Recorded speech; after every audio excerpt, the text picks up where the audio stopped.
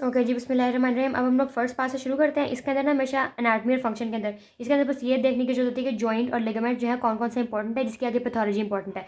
Joint इसके अंदर 3 तरह के जॉइंट्स होते हैं जो हमारा पूरा शोल्डर गर्डल बनता है, एक्रोमियोक्लाविकुलर, स्टेर्नोक्लाविकुलर और हमारे पास जो मेजर ग्लिनोह्यूमरल जॉइंट होता है। Glenohumeral joint ball and socket joint है, दैट्स इट। इसके अलावा और कुछ याद करने की जरूरत नहीं है। आर्थ्रोकाइनेमैटिक्स, कनकेव कन्वेक्स रूल अगर किसी को नहीं पता तो हम लोगों ने पूरी की पूरी जितनी भी एनाटमी है हम लोग थर्ड ईयर में ऑलरेडी पढ़ के आ चुके हैं कि जो कनकेव कन्वेक्स रूल होता है ना, उसमें ये सीन है, ग्लिनोइड लैब्रम जो है वो कनकेव है, उसके ऊपर कन्वेक्स सिस्टम लगा हुआ है।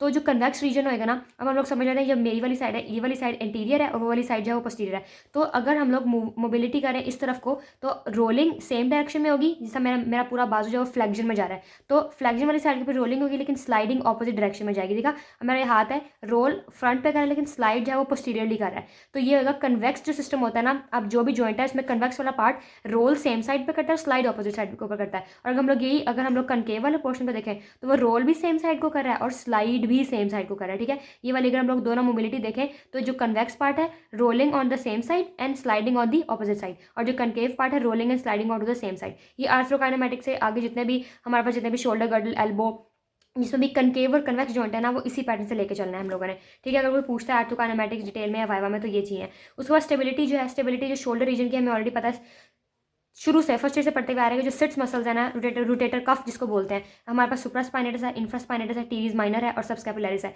ये मसल जो है ये मेजर स्टेबिलिटी प्रोवाइड करते हैं, जितने भी इधर उधर की मूवमेंट्स है छोटी मोटी वो ये कंट्रोल करते हैं। और ये स्टेबिलिटी ज़्यादा से ज़्यादा स्टेबिलाइजेशन में ग्लिनो क्योंकि हमें पता है ग्लिनोइड लैब्रम जो होता है ना वो बहुत शैलो स्ट्रक्चर है, हल्की फुल्की से मूवमेंट हुई है रोटेटर कफ के अंदर, कोई पैथोलॉजी होती है 2 सेकंड लगा के इंस्टेबल हो जाएगा और इंस्टेबिलिटी के बाद ये डिसलोकेट होने का बहुत ज़्यादा चांसेस है। तो इसलिए इसकी आर्थ्रोकाइनेमैटिक्स के ऊपर और इसकी जो स्टेबिलिटी है उसके ऊपर ज़्यादा फोकस किया हुआ है। इसके अलावा जो लिगामेंट्स है ना देखने की जरूरत है, जो मेजर लिगामेंट्स आगे पैथोलॉजी कॉज कर सकते हैं, उसके अंदर ये वाले हमारे पास इनको बोलते हैं ग्लिनोह्यूमरल लिगामेंट्स। जो एंटीरियर हमें सुना होगा कि एंटीरियर स्टेबिलिटी जो है वो कम होती है, पोस्टीरियर स्टेबिलिटी बहुत ज़्यादा, सारे six muscle most of time पीछे बैठे होते हैं, पिछली साइड के ऊपर लगे होते हैं। एंटीरियरली सभी छोटे छोटे लिगामेंट्स हैं 3, superior middle inferior glenohumeral ligament. उसके अलावा साइड को बाइसेप्स टेंडन गुजरा है, बाइसेप्स टेंडन के ऊपर ट्रांसवर्स लिगामेंट बाइसेप्टल लिगामेंट लगा हुआ है, इसका एक और नाम मुझे याद नहीं है, बस ये डेप्थ। और दूसरा ये एक्रोमियोक्लाविकुलर जॉइंट है, इसके नीचे बर्सा प्रेजेंट होता है, हमें अच्छी तरीके से याद रखना है इस रेफरेंस से कि इसके नीचे से सुप्रास्पाइनेटस टेंडन गुजर रहा होता है और ऊपर हमारे पास सुप्रास्पाइनस बर्सा पड़ा हुआ होता है। ये आगे जब एक्रोमियोक्लाविकुलर इंपिंजमेंट का मसला आएगा ना, इसमें हमको जग टेस्ट और सारा वो करते थे, सॉरी एम्प्टी कैन टेस्ट, तो वो इसके लिए इंपॉर्टेंट है, इसकी एनाटमी में से याद रख लो। उसके अलावा आगे जब आगे जाके देखेंगे, आगे जो नजर आ रहा है इस तरह, हाँ ठीक है, इसके आगे जो एक्रोमियोक्लाविकुलर जॉइंट है इसमें बस ये याद रखना है कि जो एक्रोमियोक्लाविकुलर है वो प्लेन ट्रायक्सियल जॉइंट होता है, दैट्स इट। इसकी आर्थ्रोकाइनेमैटिक्स सेम वही कनकेव कन्वेक्स रूल, ठीक है। उसके बाद जो हम लोग स्टेर्नोक्लाविकुलर जॉइंट के ऊपर आएंगे उसमें बस ये याद रखना है कि ये जो है ये प्लेन ट्रायक्सियल है, वो सैडल ट्रायक्सियल है। सैडल का पता है जो घोड़े के ऊपर लगी होती है, सैडल शेप, ठीक है। आधी जगह से कनकेव है, आधी जगह से कन्वेक्स है, और दूसरा पार्ट भी आधी जगह से कन्वेक्स है, आधी जगह से कनकेव है, ठीक है। ये भी इनकॉन्ग्रुएंट है, ट्रायक्सियल इनकॉन्ग्रुएंट कॉन्ग्रुएंसी जो होती है ना वो आपस में के बिल्कुल परफेक्टली जुड़े हुए हैं, इनकॉन्ग्रुएंट के कुछ जगह से ऊपर नीचे हैं। तो ये वाला जो स्टेर्नोक्लाविकुलर होता है इस पर इतनी ज़्यादा मोबिलिटी भी नहीं आती, बस स्टेबिलिटी के अंदर जब हल्का फुल्का हमारा जो पूरा का पूरा एक्सियल और पेंडिकुलर सिस्टम आपस में इसी शोल्डर गर्डल की वजह से जुड़ा हुआ है, तो ये जब वो मूव करता है तो हल्की फुल्की इसको मूवमेंट आती है, ज़्यादा नहीं आती, ठीक है जी।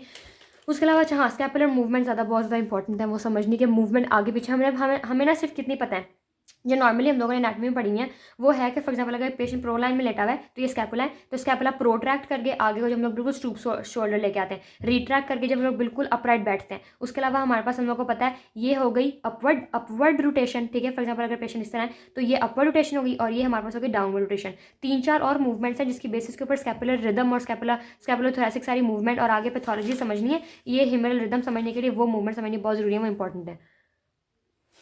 अच्छा, ये वाला सेक्शन है। अच्छा, इसके अंदर ना स्कैपुलर का मैंने छोटा सा स्कैपुला बनाया है फॉर द सिस्टम समझाने के लिए। इसके अंदर हमारे पास जो एक्सटर्नल और इंटरनल रोटेशन है ना, वो मुझे थर्ड ईयर में जाके प्रॉपर समझ आई थी कि एक्सटर्नल हम लोगों का बेसिक मूवमेंट, ये अगर एक साइड है ना तो हम लोग जब ये अगर फॉर एग्जाम्पल ये सिस्टम है, बॉडी है, तो बॉडी के सेक्शन के ऊपर अगर ये इस साइड दो है हमारे पास लैटरल साइड के ऊपर मूव कर रहा है तो ये आगे को जाएगा तो प्रोट्रैक्शन, पीछे को आएगा तो रिट्रैक्शन, ठीक है। इसके बाद इसकी स्पाइनल स्कैपुला है। जो एक्सटर्नल इंटरनल रोटेशन है ना, वो हम लोग ये अपवर्ड रोटेशन है, ये डाउनवर्ड रोटेशन है। External internal is completely different. अगर आप स्कैपुला को बिल्कुल बॉडी सिस्टम से अलग कर लो और हम लोग साइड वाइज पकड़ें, ये इसका बाहर वाला पोर्शन है, ये अंदर यहाँ पे रोम्बर्स वगैरह लगे होते हैं, ट्रेपेजियस लगा होता है।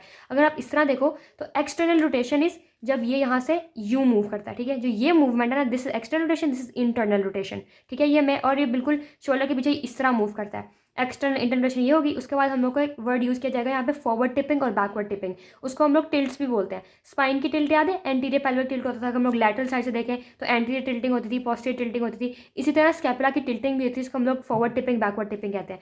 अगर ये हमारे पास आगे को मूव करता है, ये बैक साइड है, फॉर एग्जांपल हम लोग साइड लाइन में देख रहे हैं पेशेंट को, तो ये आगे को जब मूव करेगा इसको हम लोग बोलते हैं फॉरवर्ड टिपिंग या एंटीरियर टिल्ट, और जब पीछे को मूव करता है इसको हम लोग बोलते हैं बैकवर्ड टिपिंग या बैकवर्ड टिल्ट, ठीक है, या पोस्टीरियर टिल्ट भी कह सकते हैं इसको। तो ये दो मूवमेंट्स है, जो ये वाली एक्सटर्नल रोटेशन और हमारे पास ये साइड के ऊपर ये वाली टिल्टिंग मूवमेंट्स, ये कंफ्यूज करती थी और इतनी ज़्यादा हम लोग को रिदमिक मूवमेंट्स बताई भी नहीं हुई। बस ये समझ लोगे ना तो आगे एक स्कैपुलोथोरैसिक ह्यूमरल रिदम है ना, उसके अंदर कुछ पॉइंट्स जो क्लियर हो जाएंगे। ओके जी, इसकी स्टेबिलिटी की बात की हुई कि स्कैपुला हमारे पास, स्कैपुला जो है इसकी स्टेबिलिटी, अब नॉर्मली हमारे पास क्या होता है कि पूरा का पूरा जो बॉडी का ये हमारे पास ये वाला वजन है ना, पूरे शोल्डर रीजन का, एल्बो का, वो इसके ऊपर आ रहा होता है और इसके ऊपर आएगा और कोई भी मसल साइड के ऊपर नहीं लगे होंगे, तो हमारा जो स्कैपुला है वो डाउनवर्ड रोटेशन की है, डाउनवर्ड रोटेट कर जाएगा और उसके ऊपर सारी अच्छी खासी फोर्सेस पड़ेंगी और फॉरवर्ड टिप कर जाएगा।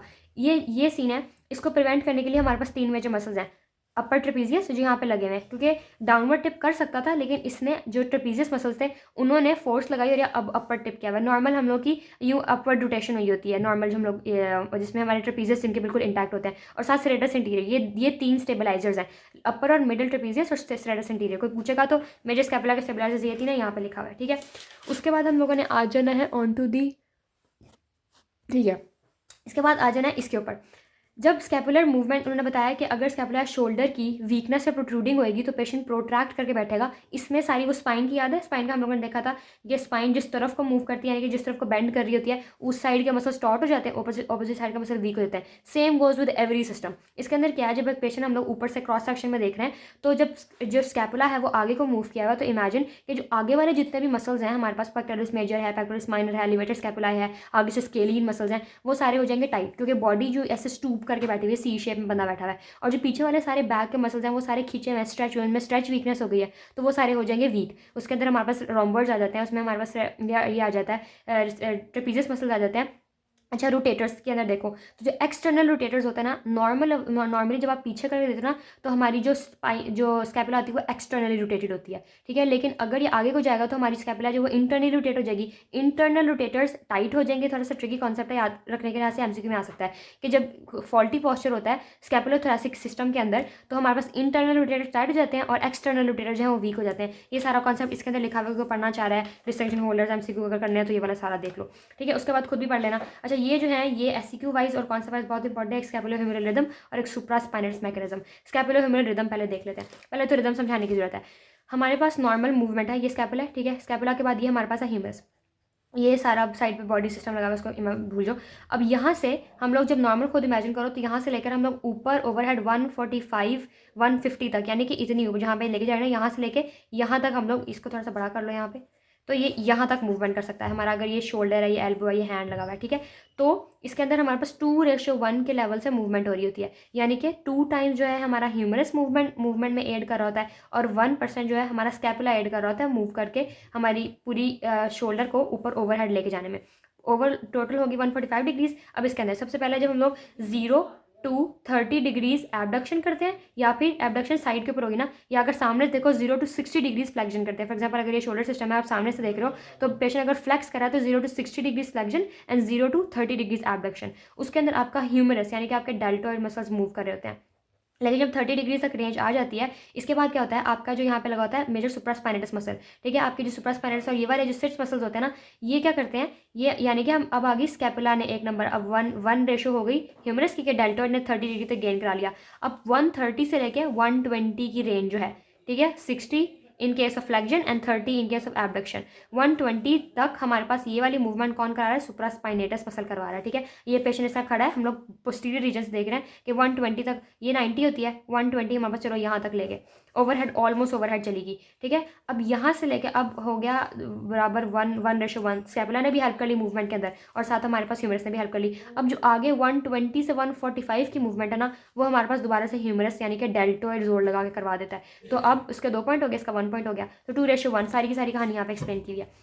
इसके बाद अब आगे देख लेते हैं पैथोलॉजीज। पैथोलॉजी हम लोगों ने पीछे ये सारी मैंने स्कैपुला की मूवमेंट बता दी है उसकी बेसिस के ऊपर। सबसे पहले ने बताया जब ह्यूमरल एलिवेशन होती है ना, अब देखो जब हम लोग नॉर्मली स्कैपुला को मूव कर रहे होते हैं ना, ये इसको ह्यूमरस को मूव कर रहे होते हैं, तो यहाँ पे मसल्स भी तो लगे हुए हैं। मसल्स जो है, मसल्स को आप कितना जितना मर्जी, जब ये मूवमेंट है ये स्कैपुला बिल्कुल स्टिफ होता है, यहाँ पे स्टिफ लगा होता है। इमेजिन यहाँ पे रबर बैंड्स लगे हुए हैं, ठीक है। रबर बैंड्स के साथ ये हमारा स्कैपुला, ये जो हमारी ह्यूमरस है वो मूव करी जा रही है, ऊपर को जाई जा रही है। जितने भी मसल्स हैं, अगर ये स्कैपुला मूव ना करता तो वो मसल स्ट्रेच हो के इतनी ज़्यादा उनकी स्ट्रेचिंग हो जाती कि उससे ज़्यादा मूव ना कर पाते, ठीक है। इसकी वजह से ये सीन है। अच्छा, इसके ऊपर से ये वाला था कि इतनी ज़्यादा अगर स्कैपुला बिल्कुल स्टिफ और रिजिड होता और ह्यूमरस को हम लोगों को मूव कराते रहते हैं, जो मसल्स हैं वो इतने ज़्यादा स्ट्रेच हो जाते हैं कि उनकी एक्टिव इनसफिशिएंसी लीड करते हैं। एक्टिव इनसफिशिएंसी का करने पता तो वो बता देती हूँ कि एक मसल होता है, उसकी एक लिमिट होती है कॉन्ट्रैक्ट करने की या स्ट्रेच होने की, ठीक है। एक्टिव इनसफिशिएंसी अगर हम लोग जब ये फॉर एग्जाम्पल मैं फिंगर मूव कर रही हूँ, इसको फुल कॉन्ट्रैक्ट किया है, तो अब ये वाला जो मसल है ये इससे ज़्यादा जॉइंट्स भी, और जो मसल है इससे ज़्यादा कॉन्ट्रैक्टिंग कैपेसिटी नहीं रखता, उसको हम लोग बोलते हैं एक्टिव इनसफिशिएंसी। और जो पीछे वाला मसल है वो उससे ज़्यादा स्ट्रेचिंग कैपेसिटी नहीं रखता, उसको हम लोग बोलते हैं पैसिव इनसफिशिएंसी, ठीक है। ये भी 30 में सारा कॉन्सेप्ट लिया हुआ है। अब इसके अंदर जो मसल्स हैं वो ज़्यादा स्ट्रेच नहीं हो सकते, तो जो हमारा स्कैपुला होता है वो हमारी साथ ही जब ह्यूमरस मूव करे तो स्कैपुला भी हल्का फुल्का मूव करता रहता है, साथ साथ रिजिड नहीं होता। तो जब वो भी मूव कर रहा है, पूरा का पूरा सिस्टम ऊपर को जा रहा है, तो जो लेंथ टेंशन रिलेशनशिप है, इसको स्ट्रेच फॉर जो मसल है हमारा, फॉर एग्जाम्पल ये ह्यूमरस मूव करिए, स्कैपुला मूव करें, साथ साथ मूव करें, दरम्यान में जो मसल है उसके ऊपर जोर नहीं पड़ा, जो रबर बैंड है वो ज़्यादा एक्सेसिव स्ट्रेच नहीं हो रहा। तो ये वो समझाया हुआ है कि लेंथ टेंशन रिलेशनशिप मेंटेन करता है। तो इसमें डेप्थ में बता दिया कि effective length tension relationship scapular movement साथ ह्यूमर एलिवेशन के हेल्प कर रही होती है। अच्छा, अब आगे अपर और लोअर ट्रेपीजियस का, इसके अंदर ये सीन है कि हमने पीछे मैंने बता दिया है कि जो ये वाला पॉइंट मैंने बताया था स्टेबिलिटी कैसे प्रोवाइड करते हैं, कि लोअर और अपर ट्रेपीजियस और सेरेटस इंटीरियर जो होता है वो हमारे पास अपवर्ड टिपिंग करवा के रखते हैं। लेकिन अगर ये इनका पैरालिसिस हो जाए और ये वीक हो जाए तो क्या होएगा कि हमारे पास जो मसल है वो डाउनवर्ड चला जाएगा, ठीक है। स्कैपुला बेचारा क्योंकि वजन बहुत ज़्यादा है, तो स्कैपुला जो है वो उसकी डाउनवर्ड रोटेशन हो जाएगी, ठीक है, यू साइड पे मूव कर जाएगा, जिसकी वजह से अब वो एक्टिव और पैसिव इनसफिशिएंसी का कॉन्सेप्ट आ गया। इसके अंदर क्या सीन है कि स्कैपुला मूव कर रहा था, ठीक है, स्कैपुला के ये वाले सारे मसल्स खराब हो गए, अब ये बेचारा डाउनवर्ड टिपिंग के अंदर है। अब हमेशा मसल हमें ऑलरेडी पता है मसल दो जगह पर, फॉर एग्जाम्पल हम डेल्टॉइड को लेते हैं, डेल्टॉइड इस साइड पे भी लगा हुआ है, डेल्टॉइड इस साइड पे भी लगा हुआ है। मेजर डेल्टॉइड का क्या फंक्शन है, इसने इस तरफ को कॉन्ट्रैक्ट करा के ह्यूमरस को एलिवेट करना है, ठीक है। ये फुल कॉन्ट्रैक्ट करेगा, इससे ज़्यादा इसकी एक्टिव इनसफिशिएंसी नहीं है, इसने ह्यूमरस को एलिवेट कर दिया, अल्लाह ताला ने ऐसा मैकेनिज्म रखा हुआ है। लेकिन अगर ये वाले मसल्स पैरालाइज हो गए, पैरालिसिस हो गया इनका या वीक हो गए, तो अब स्कैपुला को भी अपराइट रखने के लिए डेल्टॉइड को काम करना पड़ेगा। तो जो डेल्टॉइड की कॉन्ट्रैक्शन है, डेल्टॉइड इतना ज़्यादा कॉन्ट्रैक्ट करेगा कि वो स्कैपुलर स्टेबिलिटी को मेंटेन कर रहा है। तो he was actually suppose to it was actually suppose to elevate the humerus, लेकिन अब उसने स्कैपुला को मेंटेन किया हुआ और उसकी एक्टिव इनसफिशिएंसी यहीं पे गेन हो गई है, और ह्यूमरस हमारा जो है वो एलिवेट नहीं हो पा रहा। तो नॉर्मली हमें लगेगा ऐसे कि डेल्टॉइड और उनकी पैथोलॉजी जो ह्यूमरस एलिवेट नहीं हो रही, लेकिन जब डेल्टॉइड के एमएमटी करा के देखेंगे, ये ट्रिकी कॉन्सेप्ट है, एमएमटी करा के देखेंगे तो जो डेल्टॉइड है उसकी वो तो बिल्कुल ठीक है। तो इसकी पैसिव पीछे से क्या होगा कि हमारे पास पैरालिसिस किसका आ रहा है, इनका अपर ट्रेपीजियस, लोअर ट्रेपीजियस का, सेरेटस इंटीरियर का, ये सारी कहानी यहाँ पे लिखी हुई है। एक्टिव इनसफिशिएंसी गेन हो गई और हमारा ह्यूमरस एलिवेट नहीं कर पा रहा। क्यों एलिवेट नहीं कर पा रहा? क्योंकि डेल्टॉइड ने बेचारे स्कैपुला को होल्ड किया हुआ है। हालांकि डेल्टॉइड हमारा ठीक है, लेकिन दिखने में ऐसा लग रहा है कि डेल्टॉइड की पैथोलॉजी इसकी वजह से ह्यूमरस एलिवेट नहीं कर रहा, ठीक है। ये सारा अगर पढ़ोगे तो इसकी समझ आ जाएगी, ठीक है। उसके बाद अब पैक्टोरलिस माइनर, ये तीन बहुत ही ट्रिकी कॉन्सेप्ट, इसके ऊपर अगर खुद पढ़ने बैठोगे ना 6 घंटे लग जाएंगे, जो मैं लगा चुकी हूँ, इसलिए यही सुन लो। इसके अंदर पैक्टोरलिस माइनर का क्या सीन होता है? पैक्टोरलिस माइनर सोचो आगे को लगा हुआ है। पैक्टोरलिस माइनर हमारे स्कैपुला को प्रोट्रैक्ट कराता है, प्रोट्रैक्ट कराने के साथ इसने एक डिप्रेस करना होता है, ठीक है। ये अगर अब जब हमारी अपराइट पोजीशन जैसे बिल्कुल ऑपोजिट है, अपराइट पोजीशन क्या है कि रिट्रैक्टेड है और अपराइट पोजीशन है, डिप्रेस स्कैपुला नहीं है, बिल्कुल ऊपर को हुआ है। तो अगर पैक्टोरलिस इमेजिन करो कि ये छोटा सा स्ट्रिंग है जो टाइट हो गया, ठीक है। तो जब आप अपराइट पोजीशन मेंटेन करने की कोशिश करोगे, वो स्ट्रिंग जो है वो बहुत टाइटेंड है, आपका पैक्ट माइनर बहुत ज़्यादा टाइटेंड है, तो आपको अपराइट पोजीशन मेंटेन नहीं करने देगा। बस ये बात की हुई है कि जब अगर आपका पैक्ट माइनर शॉर्टन हो गया तो वो आपको रिट्रैक्शन और अपवर्ड अपराइट पोजीशन मेंटेन नहीं करने देगा। ये इसकी पैथोलॉजीज आ गई। स्कैपुलर ह्यूमरल रिदम अगर हल्का फुल्का खराब हो गया तो, ठीक है। उसके बाद अब आते हैं सुप्रा, ये बहुत इंपॉर्टेंट है। ये सारी थी यहीं पे खत्म होगी, इसका आगे कोई काम नहीं है। लेकिन जो सुप्रास्पाइनेटस मैकेनिज्म है ना, जब हम लोगों ने सेकंड पार्ट अगर तुम लोगों ने देखा है कि हम पैटर्न ऑफ स्टडी में जब हम लोग इसकी वो देखेंगे, इसकी जो रोटेटर कफ सिंड्रोम्स देखेंगे, उसके अंदर सबसे ज़्यादा इंपॉर्टेंट इसी के इर्द गिर्द पूरे के पूरे अगले 5 पेजेज जो है वो घूमने, इसलिए इंपॉर्टेंट है। सुप्रास्पाइनेटस मैकेनिज्म हमारे पास क्या है कि सुप्रास्पाइनेटस का मतलब ये नाम लिखा हुआ है, लेकिन जो सारे इसमें रोल क्या है, सारे रोटेटर कफ मसल्स का है। हो क्या रहा होता है कि जब हम लोग के डेल्टॉइड अच्छा खासा स्ट्रॉन्ग मसल है, छोटा है पूरा का पूरा, लेकिन इट इज़ वेरी स्ट्रॉन्ग। हमारे पास ये स्कैपुला, यहाँ पे ये हमारा है ग्लिनोइड और यहाँ पे है ह्यूमरस। जब डेल्टॉइड यहाँ पे अटैच है इस तरह, डेल्टॉइड जब एक्सेसिव ओवर एक्टिविटी करता है ना, तो वो ह्यूमरल हेड को ह्यूमरल हेड को ऐसे पूरी की पूरी ह्यूमरस की बोन को एलिवेट कराने के साथ साथ जो ह्यूमरल हेड होता है उसको भी ऊपर को ट्रांसलेट करा देता है। अच्छा, स्कैपुला की एनाटॉमी क्या है कि यहाँ पे ग्लिनोइड लेब्रम लगा हुआ है, यहाँ पे हमारे पास ह्यूमरल हेड है, ह्यूमरल हेड यहाँ पे डेल्टोइड है, वो उसको ऊपर को खींच रहा है, लेकिन करते करते खींचते इतनी ज़्यादा वो मूवमेंट करता है कि वो है ह्यूमरस को ऊपर को भी हल्का हल्का करता रहता है। अब सीन क्या है कि ये हमारे ग्लिनोइड लेब्रम के ऊपर छोटी सी स्पेस है, इसको हम बोलते हैं सुप्रा ह्यूमरल स्पेस। सुप्रा ह्यूमरल स्पेस के अंदर से काफ़ी स्ट्रक्चर्स भी पास कर रहे हैं, इसके अंदर से हमारा सुप्रा स्पाइनेटस भी पास कर रहा है, एक्रोमिक क्लैविकुलर नीचे, एक्रोमिक क्लैविकुलर नीचे के नीचे एक बरसा होता है, उसके नीचे सुप्रा स्पाइनल स्टैंडन गुजरा होता है, कुछ वेसल्स गुजरी होती हैं, और जो है बस वो उसको बोलते हैं सुप्रा ह्यूमरल स्पेस। जब ये ह्यूमरस ऊपर जाके उस सिस्टम तक पहुंच जाएगा ना डेल्टोइड के, तो डेल्टोइड तो अपना काम कर रहा है, उसको थोड़ी हम कह सकते हैं अच्छा वीकन हो जाओ और ह्यूमरस हेड को ऊपर ना खींचो।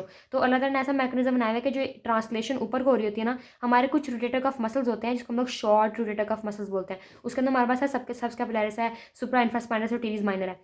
ये क्या करते हैं कि ये साइड के ऊपर लगे होते हैं और ये ह्यूमरस हेड को ऊपर ट्रांसलेट नहीं करने देते, ठीक है। रोटेटर कफ का ये इनसाइड सिस्टम है। जब ये ऊपर, अब डेल्टोइड ऊपर खींच रहा है लेकिन रोटेटर कफ जो पोस्टीरियरली लगे हुए हैं, पोस्टीरियरली वो इसको ऊपर जाने नहीं दे रहे, तो ये जो मेंटेनेंस है ना, इसको हम लोग बोलते हैं सुप्रा स्पाइनेटस मैकेनिज्म, ठीक है। ये सारी यहाँ पे लिखी हुई है कि जो कंबाइंड एक्शन है ना डेल्टोइड का शॉर्ट रोटेटर कफ, वो बैलेंस मेंटेन रखता है, वो इम्पिंजमेंट नहीं होने देता। अब इसका हमें ऑलरेडी पता है, अगर रोटेटर कफ वीक हो गए तो सेकेंड, जिसको हम लोग बोलते हैं सेकेंडरी इम्पिंजमेंट।